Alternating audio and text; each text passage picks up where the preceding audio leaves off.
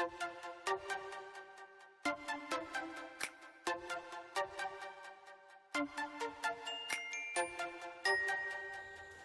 semuanya. Baik, di video kali ini saya akan menjelaskan sedikit materi tentang data science dan metaverse. Sebelumnya saya akan memperkenalkan diri saya. Perkenalkan, nama saya Siti Rahma dari kelas 3B Manajemen. Saya dari Universitas Widyagama Mahakam Samarinda. Baik, yang pertama saya akan menjelaskan apa itu data science. Kita sudah sangat sering kali mendengarkan kata sains atau biasa disebut dengan ilmu pengetahuan, karena kata tersebut sudah sangat familiar untuk didengarkan atau dibaca oleh semua orang. Berikut ada beberapa pandangan terkait tentang definisi sains, yaitu bagaimana jika sains dilihat sebagai fakta-fakta, sains sebagai generalisasi dan pondasi bangunan sebagai teori, serta sains sebagai sebuah aktivitas sosial. Pertama, kita akan menjelaskan sains sebagai fakta-fakta. Sains adalah sebuah proses observasi, pengumpulan, dan analisis terhadap fakta-fakta. Dasar pemikiran dari definisi tersebut adalah fakta, di mana mampu menjadi dasar pengembang teori, verifikasi, dan pengetahuan terhadap kondisi alam pada umumnya. Jika diartikan secara lebih sederhana, bahwa fakta menjadi dasar dari pengetahuan ilmiah. Sedangkan pengetahuan ilmiah sendiri merupakan klaim terhadap dunia fisik yang dibangun dengan akal sehat dan penalaran kita secara hati-hati, sistematis, tidak memihak, dan bukan berdasarkan pemikiran praktis, pendapat pribadi, desah-desus, atau rumor, keyakinan pribadi, atau imajinasi. Menurut pernyataan Karl Marx dalam Prusen memberikan 3 gambaran secara implisit dan menentang. Berikut definisi sains sebagai fakta-fakta, yaitu yang pertama, fakta didapatkan secara langsung oleh pengamat yang cermat dan tidak berpihak atau tidak subjektif. Yang kedua, fakta muncul terlebih dahulu dan bebas, independen dari teori-teori. Yang ketiga, fakta mampu menguatkan dan memberikan formulasi yang reliable dari pengetahuan ilmiah yang ada. Selanjutnya, sains sebagai generalisasi dan sebagai bangunan dari teori yang valid. Definisi sains sangat bersifat kontekstual, artinya dalam setiap bidang ilmu memiliki ruang lingkup yang berbeda dalam mendefinisikan sains. Sebagai contoh, natural science didefinisikan sebagai sebuah cara khusus dalam memandang alam semesta atau sebuah pendekatan rasional untuk menemukan, menghasilkan, menguji, dan mempublikasikan pengetahuan yang benar dan reliable tentang realitas fisik. Seperti halnya dengan mendefinisikan sains sebagai fakta dan mendefinisikan sains sebagai sarana untuk membangun generalisasi yang reliable, tentu saja memiliki indikator-indikator yang telah disepakati oleh masyarakat ilmiah. Yang selanjutnya yaitu sains sebagai aktivitas sosial. Karakterisasi sains lebih lanjut berkaitan dengan aspek-aspek sosialnya. Pada dasarnya, semua pendekatan modern terhadap sains mengasumsikan bahwa fakta dan teori sains harus lolos dari uji publik atau penelitian dari pengujian yang bersifat kritis.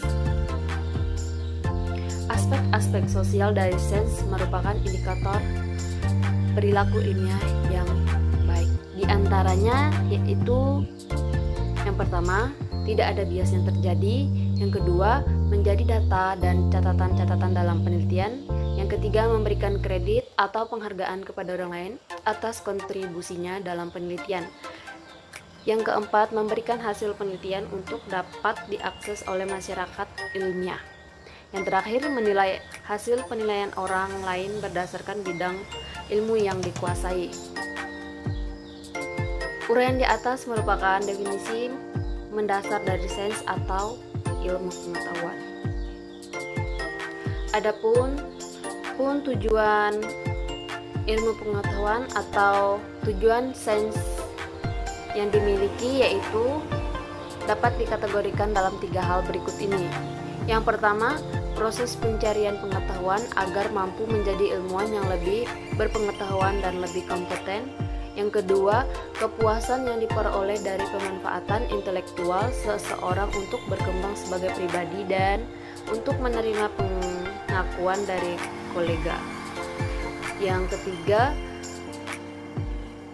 yang terpenting adalah untuk berkontribusi pada kesejahteraan masyarakat dan dunia. Selanjutnya di sini ada deskripsi, kausalitas, prediksi, dan penjelasan. Ada 4 istilah yang menjadi konsep dasar dari sains, yaitu yang pertama deskripsi, yang kedua kausalitas, yang ketiga prediksi, dan yang keempat penjelasan. Baik, di sini yang pertama yaitu deskripsi. Deskripsi adalah proses penyaringan apa yang kita lihat, dengar, atau rasakan, atau cium, atau cicipi, kemudian diterjemahkan apa yang diamati tersebut ke dalam pernyataan verbal atau bentuk lainnya. Deskripsi dalam ilmu pengetahuan sangat berkaitan dengan observasi.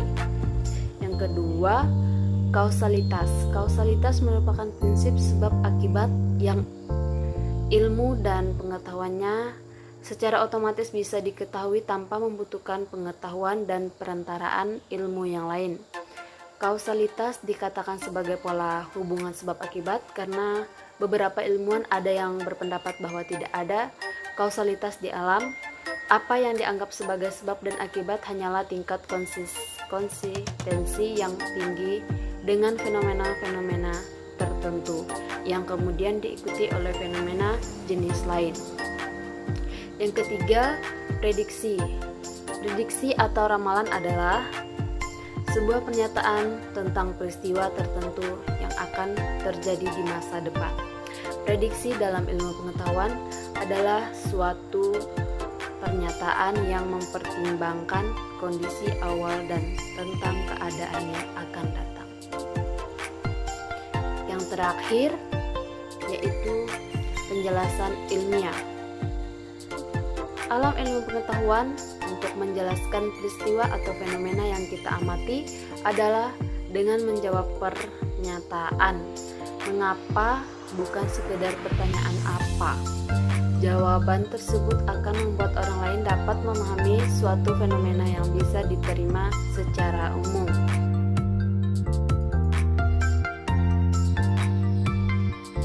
Materi selanjutnya yaitu metaverse. Apa itu metaverse? Metaverse sendiri berasal dari 2 kata. Meta yang berarti melampaui, verse berarti alam semesta.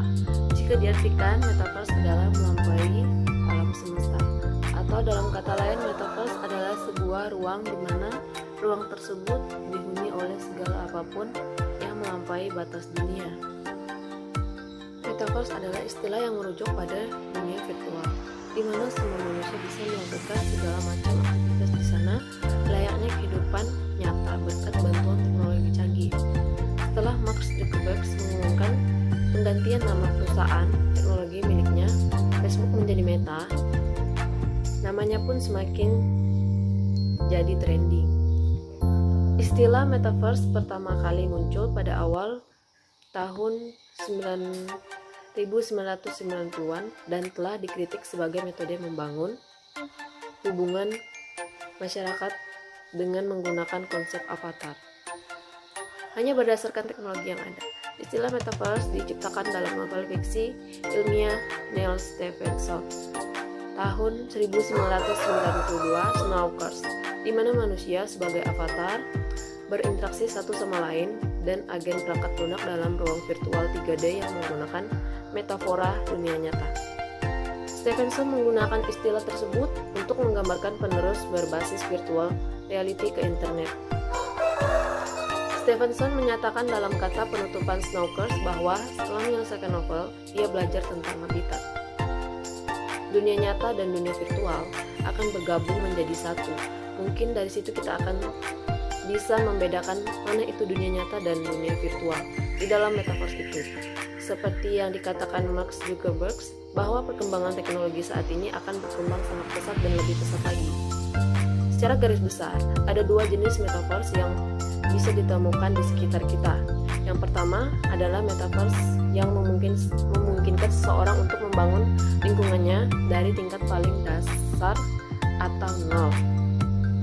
Metaverse jenis ini menggunakan sistem virtual yang belakangan ini sudah terintegrasi dengan baik.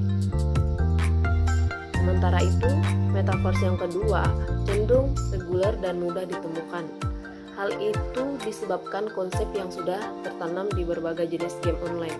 Contohnya saja yaitu Roblox, Animal Crossing, bahkan hingga Fortnite. Meskipun para developer tidak mendefinisikan game garapan mereka sebagai metaverse, namun mereka menggunakan prinsip yang sama persis seperti yang ditonjolkan metaverse, mulai dari bertemu dan beraktivitas bersama dalam game hingga melakukan transaksi jual beli secara virtual. Seperti yang sudah disampaikan di atas, cara kerja metaverse tak ubahnya seperti masuk ke dalam dunia virtual yang lengkap.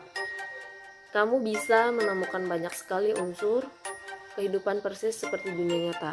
Semua ini tentu saja didukung oleh perkembangan teknologi yang semakin canggih, terutama jaringan internet yang makin cepat dan kompleks dari tahun ke tahun. Selain itu, cara metaverse didukung perangkat yang mampu, yakni handphone atau handset, serta kacamata AR atau VR. Tak hanya itu, diramakan aneka produk yang mendukung augmented reality atau AR dan virtual reality atau VR akan makin banyak berada di pasaran. Contohnya tangan robot, kacamata VR berteknologi tinggi, hingga aplikasi perangkat lunak terbaru. Tak hanya itu, dinamika perekonomian di metaverse akan semakin jelas terlihat. Bisa jadi orang akan sibuk membeli baju-baju terbaik untuk karakter avatarnya di dunia maya, atau memilih dekorasi unik di rumah virtualnya. Ini membuat prospek metaverse nampak menjanjikan di masa depan. Harapannya semua manusia tak akan lagi terpisah oleh jarak, begitupun sebaliknya. Semua manusia juga bisa saling menyatu dalam satu semesta